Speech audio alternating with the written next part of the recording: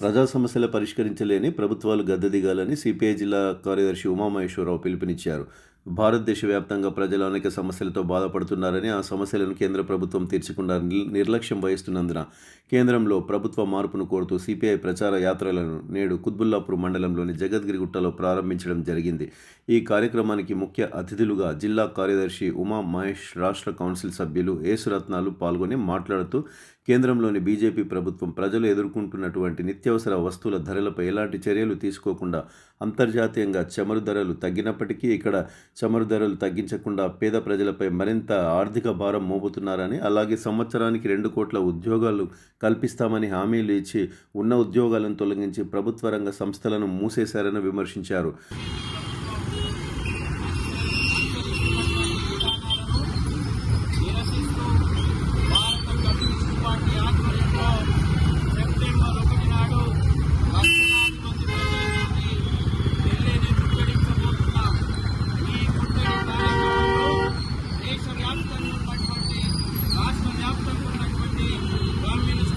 కార్యకర్తలు, communist party అభిమానులు, సహచరులు, విద్యార్థులు, యువకులు, మహిళలు,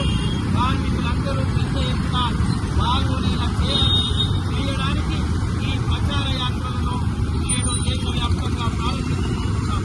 ఈ ప్రచార యాత్రలో పాల్గొంటున్నటువంటి కమ్యూనిస్టు పార్టీ నాయకులకు, కార్యకర్తలకు అందరికీ జిల్లా పార్టీ తరఫున అభినందనలు తెలియజేస్తూ కేంద్ర ప్రభుత్వం అనుసరిస్తున్నటువంటి ప్రజా వ్యతిరేక విధానాలు, పెరుగుతున్న ధరలు తగ్గించకుండా మరింతగా పెంచుతున్నటువంటి కేంద్ర ప్రభుత్వం విద్యను అందించకుండా, అన్ని ప్రభుత్వ పాఠశాలలు బలోపేతం చేయకుండా ప్రైవేటు